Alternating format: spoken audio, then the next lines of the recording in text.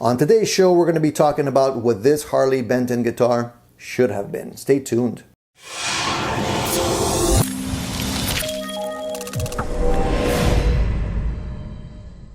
Today we're going to be talking about a Harley Benton guitar that I purchased back in July, I think it was, of 2021. Seems like a lifetime ago, but the review is there on my channel if you're interested. I purchased a Harley Benton SC Junior in white, and I'll put the link up above so you can check out that full review. And in that video, I talked about the good and bad points of the guitar. Since then, I've been playing the guitar, and as you can see, it's changed quite a bit. Now, there's a reason for that, and today I want to go into those details with you. As you all know, when you buy a new guitar, you do need a little bit of time to get familiar with it, to fully understand both the strengths and weaknesses of the guitar. Now, the initial guitar that I purchased was in white. As you can see, this one is now red. So that is already one of the changes that I made that I'll talk about in a second. But I wanted to point out that the original guitar was in white. It was under $250 straight from Harley Benton. It was a good, solid guitar. If you already own one of the original guitars, you might want to stay tuned and better understand what I did to the guitar to elevate it a few notches. If you like the content that we're putting out on Addicted to Gear, please consider taking a moment to subscribe. It would definitely help the channel. And give us a thumbs up if you like what we're presenting. If we go back and turn the page and go back to the original moment I purchased this guitar, the guitar was only offered in white and sparkle silver. That was it. Now they do have a few other finishes. I think they're including sunburst and they're also including black. And I think they might have either discontinued the white or perhaps it's out of stock. I wasn't a big fan of the sparkle silver because I felt it was just too blingy and I didn't like it. So I went with the white, even though white was not my favorite color at the time. I felt it was the lesser of two evils. So I decided to repaint the guitar, and that is why it is now red. This guitar has been repainted in a sparkle red, basically done by me at home with spray cans, and I think it turned out quite nice. If you guys want to take a look at the back here, I think overall the red sparkle is a really sexy color, and I wish Harley Benton would offer that color to its customers because I think it would be a really good seller. The Roswell pickups did not necessarily need an upgrade. They were good. They're good pickups, and they're still in here. They have a nice P90 type sound and didn't really require a swap out. So they're still in there.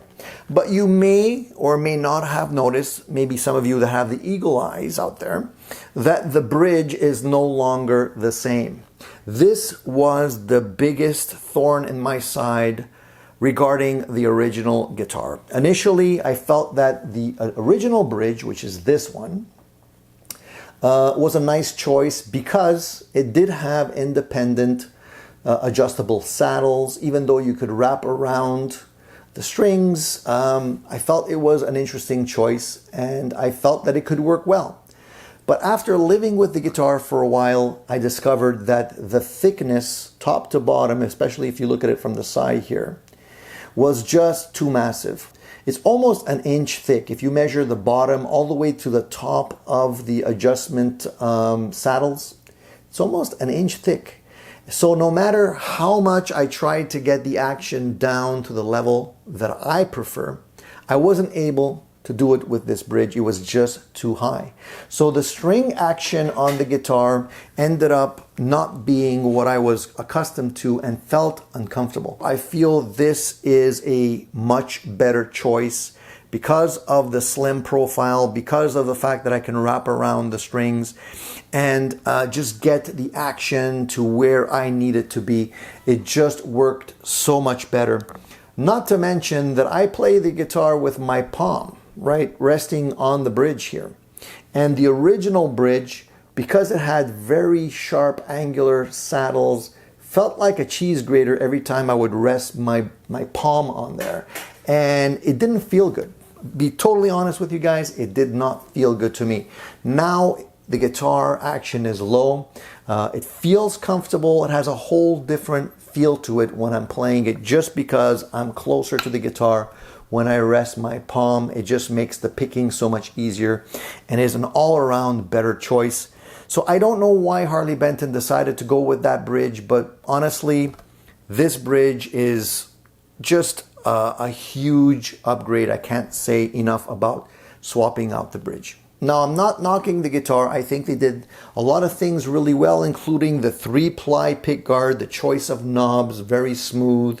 The switch works really well. Things like this, the curve in the back of the neck just feel great.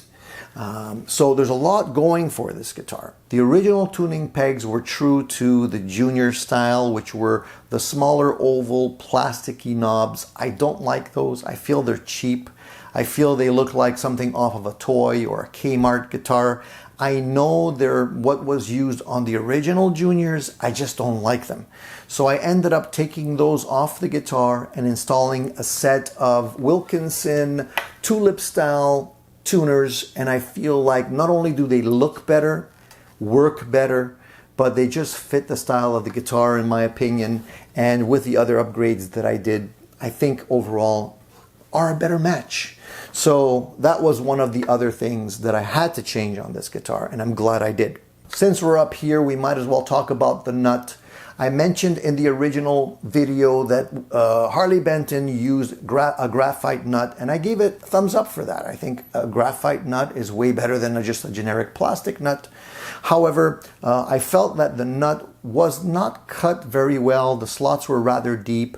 The strings were a little bit too low in the slots, and actually the slots were still a little bit high, so I could actually cut the slots a little bit lower and make the nut just a little bit better overall. I haven't decided whether or not I'm going to keep the graphite. I might actually upgrade it and put in a bone nut eventually. Right now I feel that the graphite nut was a good choice, but the attention to detail in terms of the slotting could have been a little better. And finally, what I wanted to discuss with you is the fact that this guitar does not have any shielding. I was actually blown away by the fact that they would actually put out a guitar with P90 pickups that are actually notorious for being, hummy. 60 cycle hum and P90s go together like peanut butter and jelly.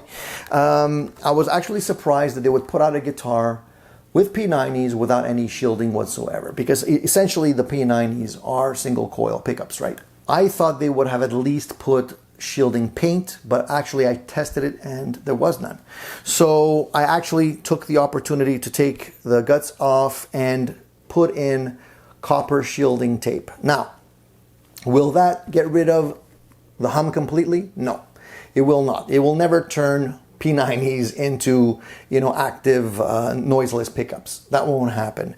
But it will reduce some of the 60 cycle hum. So I highly recommend, if you have this guitar and you intend to use it in live situations or for recording, to do that upgrade. It doesn't take a lot of time and you'll enjoy the guitar way better. So if anyone from Harley Benton is paying attention today, perhaps you may consider offering some of the upgrades, the mods that I talked about here, in a new model. Perhaps you call it the SC Junior Special or the SC Junior Plus.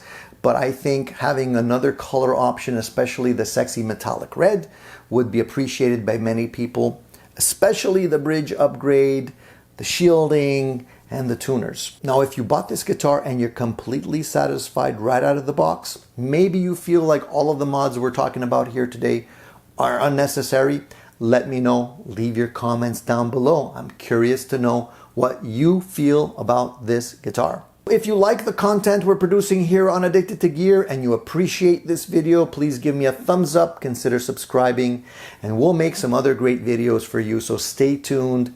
Tune in regularly to the channel, and especially the Sunday morning live chats. They're a lot of fun. We'll be back right here on Addicted to Gear. See you soon.